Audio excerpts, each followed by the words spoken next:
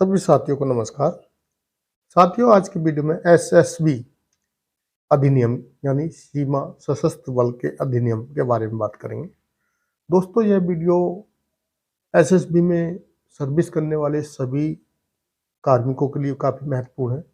लेकिन सबसे ज़्यादा महत्वपूर्ण, जैसे आप एसएसबी में एज ए कांस्टेबल भर्ती हो चुके हैं, एज ए सब इंस्पेक्टर भर्ती हो चुके हैं, और जो प्रमोशन की अभी समय सीमा है वो बहुत लंबी हो चुकी है।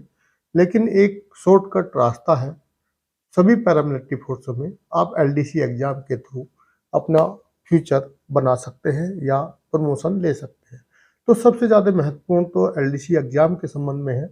जो लोग कांस्टेबल से सब इंस्पेक्टर बनना चाहते हैं, एलडीसी के द्वारा हेड कांस्टेबल बनना चाहते हैं, या एसओज के साथ एसओज जो है वो असिस्टेंट कमांडेंट अपना रूटीन प्रमोशन ना लेके जल्दी लेना चाहते हैं, तो उनके लिए साथ ही जो भी प्रमोशन कोर्स होते हैं उनमें भी एक्ट रूल से क्वेश्चन आते हैं और जानकारी भी होनी चाहिए। जो बेसिक ट्रेनिंग हो रही है आजकल होती है, उसमें भी उनके लिए भी काफ़ी महत्व है। तो दोस्तों, हमने पहले इसमें धारा 1 और 2 यानी कि कर लिया था। इससे पहला वीडियो आप देख सकते हैं। तो आज जो हम चलेंगे थोड़ा आगे, चलेंगे अध्याय 2 पे। अध्याय 2 में बात करेंगे। तो अध्याय 2 में बल का गठन और बल के सदस्यों की सेवा की शर्तों के बारे में बताया गया है सशस्त्र सीमा बल अधिनियम में, कि चैप्टर 2 में। तो सबसे पहले धारा 4 बल का गठन। तो क्वेश्चन यहाँ से बन जाते हैं कि बल का गठन किसमें दिया, तो धारा 4 आपको पता होना चाहिए। और ये कुछ ऐसे क्वेश्चन आ जाते हैं अंडरस्टैंडिंग लेवल के, जैसे नंबर 1 में दिया संघ का एक सशस्त्र बल होगा जिसका नाम सशस्त्र सीमा बल होगा, और जो भारत की सीमाओं की सुरक्षा सुनिश्चित करेगा तथा अन्य कर्तव्यों का पालन करेगा जो केंद्र सरकार द्वारा समय समय पर उन्हें सौंपे जाए। तो ये बल के गठन में पहला है। कभी कभी आ जाता है, ये दे दिया जाएगा कि ये कौन सा धारा का उपधारा है या कौन सी उपधारा का नंबर 1 पॉइंट है, तो 4 का एक। दूसरे में, इस अधिनियम के उपबंधों के अधीन रहते हुए बल का गठन ऐसी रीतियों से किया जाएगा जो विहित की जाए और बल के सदस्यों को भर्ती और सेवा के शर्त में होंगी जो विहित की जाएंगी। विहित का मतलब जो प्रिस्क्राइब्ड की जाएंगी, यानी कि जो सरकार द्वारा निर्धारित की जाएगी। अब चलते हैं धारा नंबर 5 या नियम 5 बोल लो इसको। नियंत्रण और निर्देशक। बल का साधारण अधीक्षक, निर्देशक और नियंत्रण केंद्र सरकार में निहित होगा और वही उसका प्रयोग करेगी, और उसके तथा उस अधिनियम के अधीन बनाए गए नियमों के उपबंध में अधीन रहते हुए बल का समादेशन और अधीक्षण जैसे ऐसे ऑफिसरों में निहित होगा जिसे केंद्र सरकार बल के महानिर्देशक के रूप में नियुक्त करे। ये पहला वाला पॉइंट था।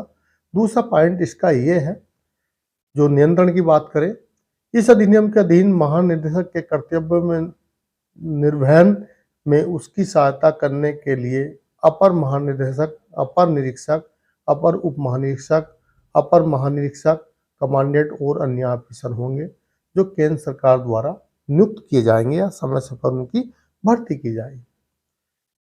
तो दोस्तों, इसमें ये महत्वपूर्ण था धारा नंबर 4 या 5, नियम 4 बोल लो, 5 बोल लो। अब इसके बाद 7 नंबर जो हम महत्वपूर्ण पे बात करेंगे, सभी पे बात नहीं करेंगे। आपको ये पढ़ना तो आप पीडीएफ ले सकते हो, पीडीएफ मैंने बहुत अच्छे से बनाई है। और दोस्तों, वीडियो अच्छी लगे तो वीडियो को लाइक जरूर करना, दोस्तों को शेयर करना जो भी आपके एसएसबी में है और जो भी एलडीसी देना चाहते हैं। तो दोस्तों, इसमें मैंने पीडीएफ बनाई है, और जो एलडीसी एग्जाम के संबंधी जो एक्ट है, रूल है, हिस्ट्री है, या गेम में क्या क्या हासिल किया है एसएसबी ने, इस और दूसरा जो दूसरे क्वेश्चन आते हैं जैसे एचआरए से आते हैं, सब्सिडी से आते हैं, कहना मतलब फील्ड क्राफ्ट से क्वेश्चन आते हैं, एम्बू से, रेड से, या फील्ड क्राफ्ट में जो भी बहुत सारी चीज़ें हैं, और आपके वेपन से क्वेश्चन आते हैं, मैप से क्वेश्चन आते हैं। इन सबका मैं एक पीडीएफ बनाया हुआ है, आपको भी पढ़ सकते हैं। तो चलते हैं धारा नंबर 7 देखते हैं। अभी धारा नंबर 7 में क्या, भारत के बाहर सेवा करने का दायित्व। ये क्वेश्चन कई बार एलडीसी एग्जाम में पहले पूछा गया है कि भारत के बाहर सेवा करने का दायित्व की धारा में दिया गया है, तो धारा 7 है बल का। और इसमें जो है, बल का प्रत्येक सदस्य भारत के किसी भी भाग तथा भारत के बाहर भी सेवा करने का दायित्व का निर्वाह इस अधिनियम के अधीन करता है। प्रश्न वो दोस्तों प्रश्न जो आएंगे आपको किसी धारा या उपधारा से पूछे जाएंगे, लेकिन आपको ये जानकारी होनी चाहिए। धारा नंबर 8 पे चलते हैं। धारा नंबर 8 क्या है? पद से त्याग और पद से अलग होना। बहुत ही महत्वपूर्ण है, बहुत ही ज़्यादा इसके बारे में पूछा जाता है और पता भी होना चाहिए कि पद से त्याग और पद से अलग किस प्रकार हो सकते हैं, और इसका जो विवरण दिया गया है, वर्णन दिया गया है, वो किस धारा में है।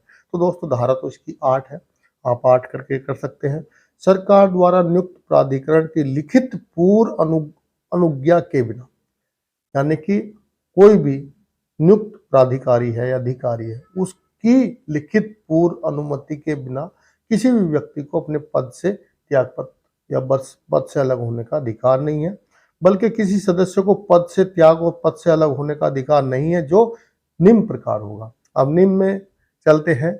ए में क्या दिया गया? बल का कोई भी सदस्य उस अवधि के दौरान जिसके लिए उसे वचनबद्ध है, अपने पद से त्यागपत्र करने का अधिकार नहीं है। यानी कि जब किसी भी बल में, किसी भी फोर्स में किसी व्यक्ति को भर्ती किया जाता है, तो उसके लिए एक अवधि निर्धारित की जाती है। उस अवधि में तो आपको पद से त्यागपत्र मिलेगा ही नहीं। दूसरा, अपने पद से सभी या किन्हीं कर्तव्यों से अलग होने की स्वतंत्रता नहीं होगी। यानी कि आपको किसी भी अपनी मर्जी से अपने पद से अलग होने की अनुमति नहीं होगी। 9 भी बहुत महत्वपूर्ण है, 9 भी देख लेते हैं। सेवा की अवधि, यानी कि जब किसी भी कार्मिक को, जवान को भर्ती किया जाता है, तो उसकी एक सेवा की अवधि निर्धारित की जाती है। प्रत्येक व्यक्ति जो इस अधिनियम के अधीन है, सरकार द्वारा निर्धारित सेवा अवधि के लिए वचनबद्ध होगा। यानी कि उसकी जो सेवा होगी, उसकी जो निर्धारित होगी सेवा, वो सरकार द्वारा निर्धारित होगी, उसके लिए वचनबद्ध होगा। अब धारा नंबर 10, 10 भी महत्वपूर्ण है। केंद्र सरकार द्वारा सेवा की समाप्ति। अब पहले तो बता दिया कि कोई भर्ती होगा अपनी मर्जी से, बल से त्यागपत्र नहीं दे सकता, और उसके लिए भी क्या क्या वो है। दूसरा है, अब सेवा की जो है समाप्ति केंद्र सरकार कैसे कर सकती है या किस नियम? इस अधिनियम और नियम के उपबंधों के अधीन रहते हुए केंद्र सरकार इस अधिनियम के अधीन किसी व्यक्ति को सेवा से पदच्युत कर सकेगी या हटा सकती है। किस अधिनियम? अधिनियम की धारा 9 के अनुसार। अब आगे जब जाओगे तो आपको इसका विस्तार से भी जानकारी मिलेगी कि कैसे कैसे हटाया जा सकता है। अब इसको छोड़ देते हैं, 12 नंबर पर चलते हैं। 12 नंबर काफी अच्छा है, महत्वपूर्ण है, इससे बार बार क्वेश्चन आता है। सेवा की समाप्ति का प्रमाण पत्र, यानी कि जो भी बल में कार्मिक भर्ती होता है, भर्ती होने के बाद अपनी सेवा देता है सरकार को या बल में, उसके बाद जब वो पद त्यागता है या उसमें कुछ सुपरनेशन जाते हैं, कुछ वॉलंटरी रिटायरमेंट स्वेच्छा से सेवानिवृत्त जाते हैं, कुछ अन्य पहले भी चले जाते हैं कुछ अन्य के कारण। तो उसमें क्या है, अगर उसका जो भी अवधि होती है तो उसको सेवा की समाप्ति का एक प्रमाण पत्र दिया जाता है। किसी अधीनस्थ ऑफिसर या अवर ऑफिसर या अन्य कोई भी भर्ती व्यक्ति को जिसकी सेवा से निवृत्ति, उन्मोचित या निमुक्त कर दिया गया है या हटा दिया गया है, या पदच्युत यानी पद से हटा दिया गया है, हटा दिया है उस ऑफिसर द्वारा जिसके समादेशन के अधीन वह है। यानी कि उस अफसर के द्वारा जिसके अंडर में वह है। अब बटालियन मान लिया, बट कंपनी में है तो कंपनी नहीं, वो बटालियन के अधीन होते हैं, बटालियन में कमांडेंट होते हैं। कमांडेंट के जो समादेशन के अधीन है, वह हिंदी या अंग्रेजी भाषा में एक प्रमाण पत्र दिया जाएगा जिसमें निम्नलिखित विवरण वर्णित होगा। अब देखो क्या क्या होगा। नंबर 1 पे होगा, उसकी सेवा को समाप्त करने वाला जो प्राधिकारी या अफसर है उसका नाम होगा। सेवा समाप्ति का कारण उसमें दिखाया जाएगा कि यह जो है सेवानिवृत्त जा रहे हैं, सुपरनेशन जा रहे हैं या अन्य कारण से जा रहे हैं। बल में उसकी सेवा की अवधि, बल में कितने दिन, कितने साल, कितने महीने, कितने दिन सेवा की है, यह भी उस प्रमाण पत्र में रहेगा। अब चलते हैं, 13 छोड़ देते हैं इसमें।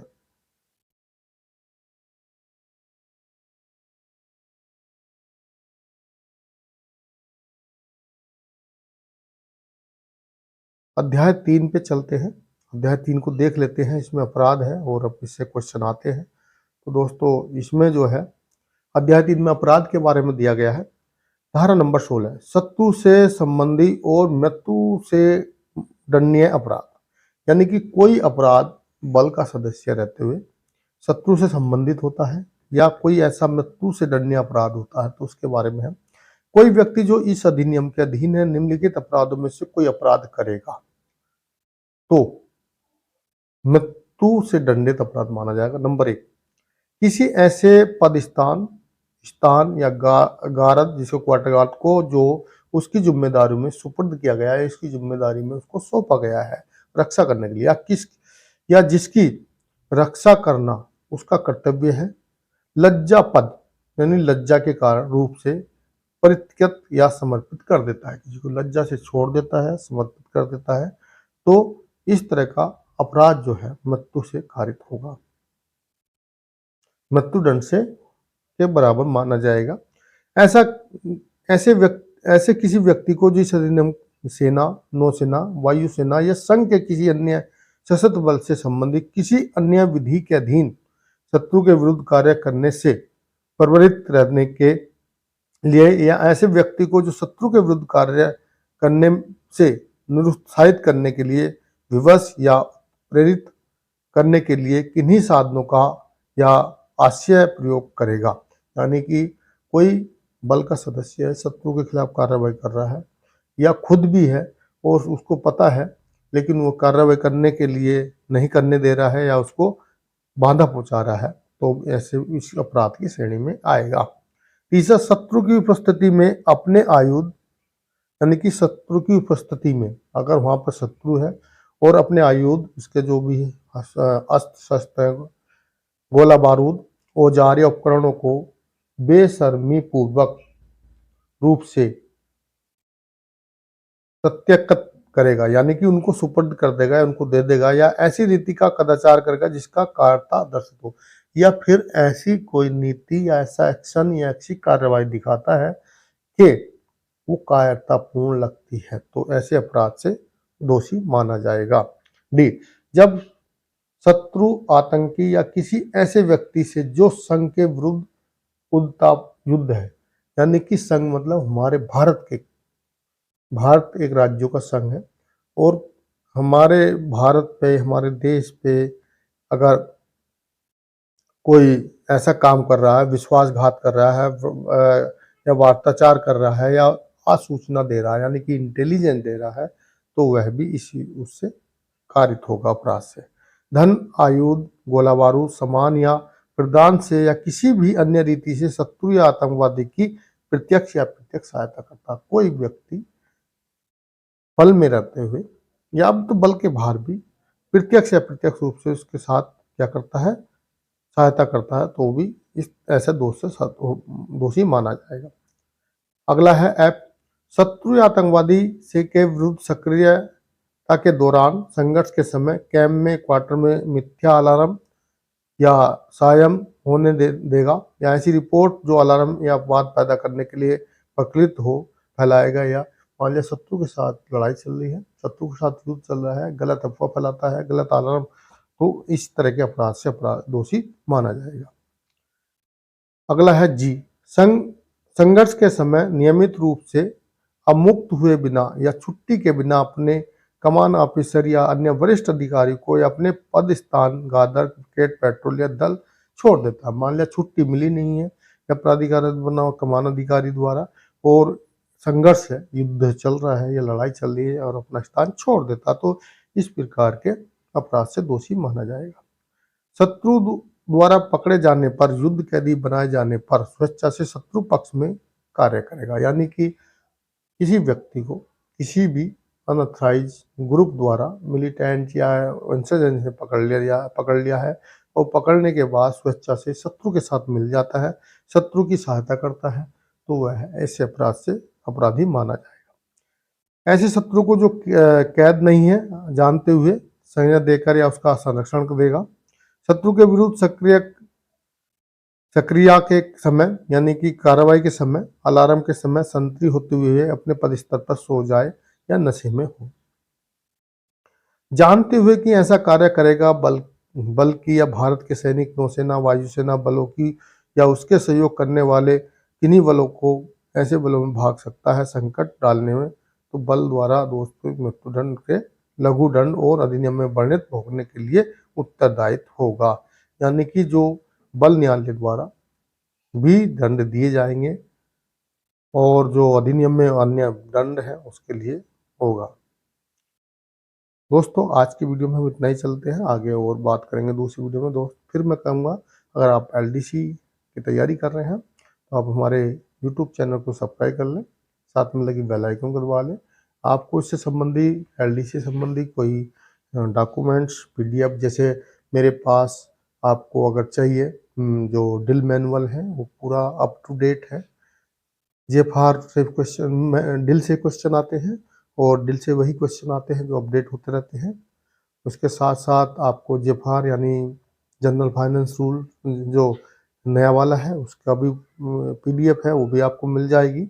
और जो इस तरह के एक्ट टूल की मैंने बहुत अच्छे से पीडीएफ बनाई है, सभी जिसमें पूरा मटेरियल जो क्वेश्चन अभी तक बने हैं मैंने सभी को कि इधर उधर से करके सभी को वो टॉपिक विस्तार से आपको पढ़ाने की कोशिश करें।